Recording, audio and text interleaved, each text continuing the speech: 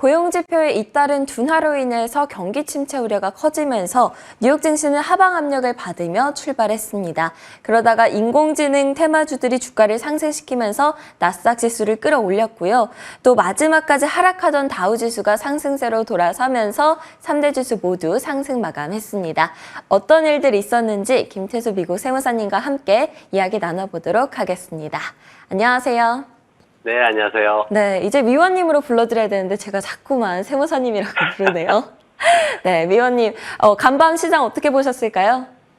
네, 시장의 경기 침체에 대한 우려가 여전히 남아있는 모습입니다. 그런데 다우지수 쪽에서는 맥도날드와 월마트 쪽에서 이제 실적에 대한 어떤 기대감이 좀 형성이 됐어요. 그러면서 보합권에서 좀 버티는 모습이었고, 나스닥 같은 경우에는 인공지능 테마주들이 이제 대형주들이 섞여 있습니다. 구글, 메타 이런 종목들이 한 2, 3%씩 올라가다 보니까 지수를 끌어올리는 이런 모습을 보였습니다. 시장에 대해서 이제 좋지 않은 얘기들이 나왔어요. IMF 총재가 나와가지고 이름도 길죠. 게오르 기에바라는 이분이 나와가지고 이제 얘기를 했는데 3% 미만으로 성장할 것이다 이렇게 얘기를 했어요. 이제 워싱턴에서 이제 연설을 했는데 나온 얘기가 지정학적인 이제 러시아 쪽이나 중국에 대한 얘기가 이제 되겠죠. 그래서 이런 쪽에서 계속해서 좀 회복이 좀 안 되고 있기 때문에 어려운 상황이 지속되고 있기 때문에 앞으로 5년 동안 성장률이 3% 안팎으로 유지될 것이다 이렇게 했습니다. 근데 이게 어느 정도 수준이냐면은 1990년 이후에 가장 낮은 그런 성장률 전망치예요. 그리고 지난 20년간 평균이 한 3.8% 정도 되는데 그것보다도 훨씬 낮은 수준이기 때문에 시장에서는 경기 침체에 대한 우려가 조금 더 확산되는 모습이었습니다. 여기에다가 이제 블러드 총재가 이제 기름을 부었죠. 어떻게 했냐면은 앞으로 금리를 5.5에서 5.75%까지 끌어올려야 된다. 지금 시장에서는 5% 넘어가는 것도 지금 그렇게 하면 되겠냐 이러고 있는데 거기에다 또 더 크게 이제 상향해가지고 조정을 했습니다. 그러면서 앞으로 5월달 이제 FOMC 있을 때 25bp 올리는 게 조금 더 이제 좀 강해지는 그런 모습을 보였고요. 그리고 다행스러운 건 이제 은행권에 대해서는 그나마 재정적 스트레스가 이미 가라앉았다. 은행권 안정되고 있다. 이렇게 평가를 해가지고 그 부분에 대해서는 조금 누그러지는 모습이었습니다. 그리고 경제 지표들 나왔는데 노동 지표들이 불안감을 좀 가중시키는 모습이었어요. 일단 해고자 수가 나왔는데 예상치와 전월 데이터를 모두 넘어서는 89,700여 건을 기록을 했습니다. 그리고 신규 실업수당 신청 건수가 22만 8천 건 나왔어요. 근데 이게 이제 지난주에 사실 19만 8천 건으로 나왔었는데 이거를 갖다 갑자기 한 5만 건 올렸어요. 그래서 24만 6천 건으로 이렇게 수정했습니다. 지금 노동지표 관련해가지고는 한 번씩 이제 이런 케이스들이 생겨요. 그래서 시장이 출렁거렸다가 이게 뭐지 하다가 이제 올라갔는데 다시 떨어지나 했는데 그냥 유지하는 이런 모습들이 좀 생깁니다. 그래서 이런 일이 생겼을 때 너무 이렇게 부정적으로만 보시면은 오히려 당할 수 있는 그런 상황이기 때문에 시장에서 어쨌든 분석가들은 그냥 방법론에 있어서 수정일 뿐이다라고 이제 이렇게 그냥 간단하게 정리를 했습니다. 하지만 불안감은 노동시장이 악화되고 있다라는 불안감은 좀 남아 있는 모습이고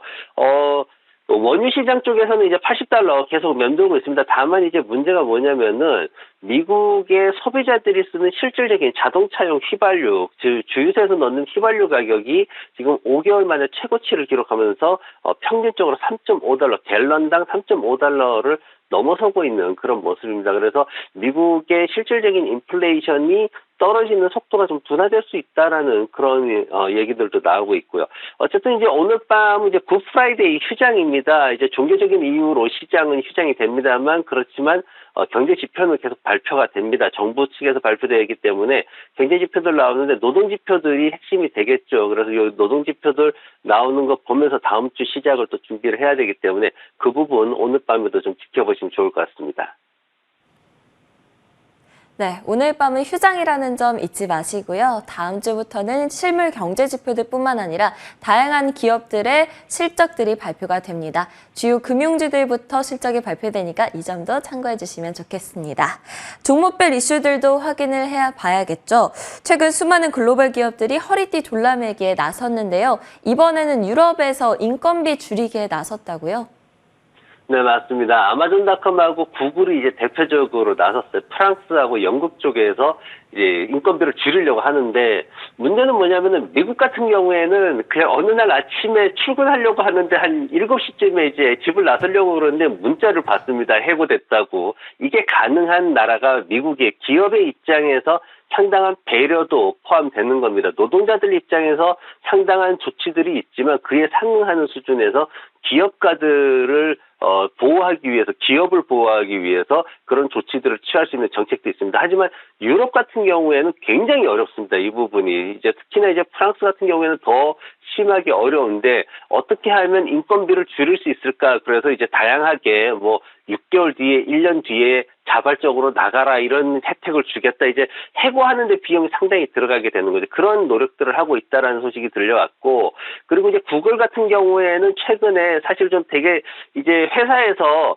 인건비 줄이겠다 이런 얘기하면서 비용 절감 얘기하면은 제일 먼저 없어지는 게 뭐냐면은 직원들 간식이 없어집니다. 근데 구글 같은 회사에서도 스낵바를 없애버리는 이런 상황들이 생기고 있습니다. 그래서 비용 절감 소식이 주가에는 도움이 됩니다. 주가는 지금 아마존닷컴이나 구글이 상승을 보이고 있지만은 어쨌든 계속해서 해고를 하고 있다는 소식이 전해지고 있고요. 마이크로소프트 같은 경우에는 이제 지난번에 주가가 좀 상승을 했는데 300만 달러 벌금이 나왔습니다. 그걸 이제 합의를 했는데 뭐냐면은 이제 미국에서 적대시하는 국가들이 있어요. 이제 수출 금지나 이런 국가들이 있는데 대표적인 게 트럼프 시절에 다시 제재를 가한 쿠바라든가 아니면 이란, 시리아 대표적이죠. 그리고 전쟁하고 있는 러시아 이런 나라들인데 이런 나라들에 대해 가지고 이제 소프트웨어가 좀 수출이 된 이런 건들이 있었습니다. 그러다 보니까 거기에 대해서 이제 정부 측에서 재무부 측에서 이제 제재를 가했고 서로가 이게 그냥 미미한 수준이고 또 마이크로소프트에서 자발적으로 신고를 한 부분이기 때문에 한 300만 달러 정도 소소한 그냥 그런 금액으로 서로 합의를 끝내는 모습이었습니다. 그러면서 이제 주가 상승했는데 또 다른 배경이 뭐가 있냐면은 지난밤에 C3 AI 측에서 드디어 말을 이제 꺼냈어요. CEO가 나서가지고 공매도 세력들이 회계 부정이 있었다라고 주장한 거에 대해서 거짓말이다라고 얘기를 했고, 그리고 그 자체가 매우 주가 조작, 성공적인 주가 조작으로 보인다 이렇게 비난을 했습니다. 그러면서 C3를 비롯해가지고 이제 여러 가지 인공지능 테마주들이 상승하는 모습을 보였는데 마이크로소프트도 역시 거기에 소속돼 있다 보니까 주가가 상승하는 모습을 보였습니다.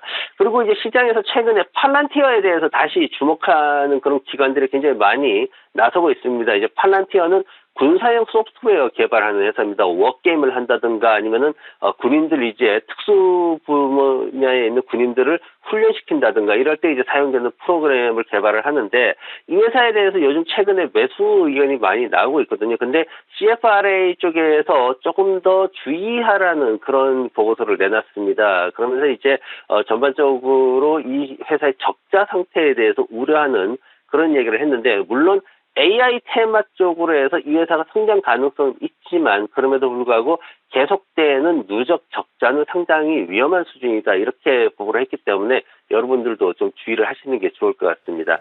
그리고 이제 에어비앤비 얘기가 나왔어요. 에어비앤비가 사실 최근에 올해 들어서 한 30% 정도 상승하면서 좋았습니다. 근데 이제 최근에 그 호스트들이 자꾸만 다른 쪽으로 빠져나간다. 주요 호스트들이 이제 좀 체계적으로 관리된 그런 숙박업소를 찾아서 떠나간다 이런 얘기들이 나왔습니다. 그 얘기가 이제 좀 본격적으로 불거지면서 주가가 하락하는 모습을 보였고요. 그리고 코스트코 차트를 가져와 봤어요. 지금 코스트코 같은 경우에는 3월달 판매가 조금 부진하다라는 얘기가 나왔습니다. 지금 보면은 코스트코의 어떤 그동안의 인플레이션 이런 것들, 금리 상승이나 이런 것들이 본격적으로 영향을 미치기 시작했다 이렇게 얘기가 나왔어요. 그러면서 코스트코가 전자상거래 쪽에서 마이너스 11%나 매출이 감소하는 그런 모습이 있었습니다. 그렇기 때문에 시장에서는 소매업체의 어떤 대량 판매가 더 줄어들 수도 있다 이렇게 평가가 됐고 경기가 침체로 들어서는 시점이 되면은 실질적으로 소비 관련주들이 직전 저점을 테스트하는 이런 시기가 오게 됩니다. 연초에 왔던 저점이죠. 그래서 그런 부분들을 이번 실적 시즌에 좀 주의해서 지켜봐야 될 것으로 보여집니다. 그래서 소비 관련주들을 좀 주의 깊게 지켜봐야 될 것 같습니다. 코스트코가 예상보다 부진한 3월 판매를 발표를 하면서요. 소비자들의 씀씀이가 줄어들고 있다는 신호를 보내왔습니다. 경기 침체로 가는 국면이라면 이와 같은 소비 관련주들이 타격을 받을 수 있으므로 주의해보자 말씀해 주셨습니다. 간밤 종목별 흐름들을 보면요. 기술과 커뮤니케이션 관련주들이 강세를 보인 반면 에너지 섹터 그리고 소재 섹터는 약세를 나타냈습니다. 인공지능 테마주들이 강한 흐름을 보였는데요. C3 AI가 10% 가까이 상승을 했고 빅테크주 중에서는 마이크로소프트, 구글 그리고 메타 플랫폼즈가 각각 2에서 3%씩 상승하면서 흐름이 좋았습니다. 앞서 언급드린 코스트코의 경우에는 부진한 3월 판매 보고 이후 2% 넘게 빠졌습니다. 오늘 살펴볼 종목으로는 구글 가져오셨는데요. 그 이유가 뭘까요? 네, 구글에 대해서 이제 기대감도 크고 그리고 또 우려도 좀 높습니다. 최근에 이제 AI 인공지능 그 검색 관련해 가지고 테스트 하다가 좀 크게 망신을 당했죠. 주식이 한 1,000억 달러 정도 가치가 급락하는 그런 이슈가 있었습니다. 근데 이 부분에 대해서 이제 사실 우려하는 부분이 많은데 그럼에도 불구하고 사실 AI 분야에 있어서는 어쨌든 이 회사는 최고의 기업이면은 분명합니다. 그래서 마이크로소프트의 빙 검색하고 이제 구글의 바드라는 이 부분하고 이제 좀 여러 가지 이제 경쟁 체제를 가지고 있는데 근데 구글 같은 경우에는 굉장히 조심스럽게 움직이고 있죠. 왜냐면은 구글은 1,620억 달러가 검색 엔진에서 나오는 매출입니다. 그리고 바드 같은 경우에는 이제 인공지능이 아직 초기 단계이기 때문에 또다시 실패를 반복하면 실수를 반복하면 안 되기 때문에 굉장히 조심스럽게 움직이고 있는데 어쨌든 구글 측에서는 CEO가 이 회사의 어떤 그 사람들이 기대하는 그런 것보다 더 쉽게 접근할 수 있도록 하겠다 이래가지고 앞으로 더 큰 계획이 있음을 좀 시사하면서 최근에 더 관심을 받는 이런 모습을 보이고 있습니다. 재무 구조 쪽에서 살펴보면은 지금 4월 25일 날 1분기 실적 발표를 앞두고 있거든요. 근데 전년 직전 분기, 이제 지난해 4분기 1달러 5센트의 EPS가 나왔는데 이거와 동일한 수준으로 하지만 이게 전년 동기하고는 좀 떨어지는 수준이기 때문에 이런 정도를 지금 보고 있다라는 거 아시면 좋을 것 같고 그리고 최근에 4분기 연속해서 이제 기대치를 맞추지 못하는 게 조금 부정적인 요소로 작용을 했었습니다. 그리고 순이익 같은 경우에도 지난해에 좀 많이 떨어지는 160억 달러나 떨어지는 모습이 있었고 또 기관들도 사실 관심이 조금 줄어드는 이런 4월달 들어가지고 조금 줄어드는 모습이 있었어요. 하지만 그래도 매수 의견만 있지 뭐 홀드라든가 아니면은 매도라든가 이런 쪽 의견은 없다라는 게 그나마 안도할 수 있는 거고 기관들 시장 평균가는 124달러 구간 정도로 그래도 아직까지 더 추가적으로 상승할 수 있는 여력이 있다라고 그렇게 보고 있습니다. 차트 보고 설명을 드리면은 지금 보면은 아래쪽에 파란색 구간의 매물대는 이제 잘 돌파를 했어요. 어느 정도 이제 지지 구간으로 역할을 변경하는 모습을 보이고 있고 위에 노란색 구간의 매물대가 있는데 여기 근접하면 바로바로 얻어맞는 이런 모습을 보이고 있죠. 물량이 계속 터지죠. 그리고 최근에 21선하고 200일선이 골드크로스 보이고 있는 그런 굉장히 좋은 신호를 보이고 있습니다. 하지만 이렇게 골든크로스 나올 때 지지선 확인하기 위해서 한 번씩 이렇게 툭툭 던져주는 게 있습니다. 그래서 21선까지 후퇴할 수 있다는 거 염두에 두셔야 되고 시장이 불안할 경우에는 아래쪽에 파란색 선으로 50일 이평선 여기 올라가고 있는데 이 부분이 매수 판단의 중요한 기준이 될 수 있다. 그래서 매수는 200일선과 50일 이평선 사이에서 매수를 하게 되고 손들면은 아래쪽에 보면은 볼린저 밴드 하한선 위로 밀어 올리는 그런 모습 볼 수가 있습니다. 그래서 그 하한선에 근접하지 않도록 손절매 라인 잡아주시고 목표가는 1차적으로 124달러 그리고 장기적으로는 150달러까지 보시면 안전하게 편안하게 투자를 하실 수 있을 것 같습니다. 주목해볼 만한 종목으로 알파벳, 그러니까 구글 꼽아주셨는데요. 1차 목표가 124달러, 장기 목표가는 150달러까지 보면서 대응해보자 말씀해 주셨습니다. 지금까지 클로징벨 김태수 위원님과 함께했습니다. 오늘도 좋은 말씀 감사합니다. 네, 고맙습니다.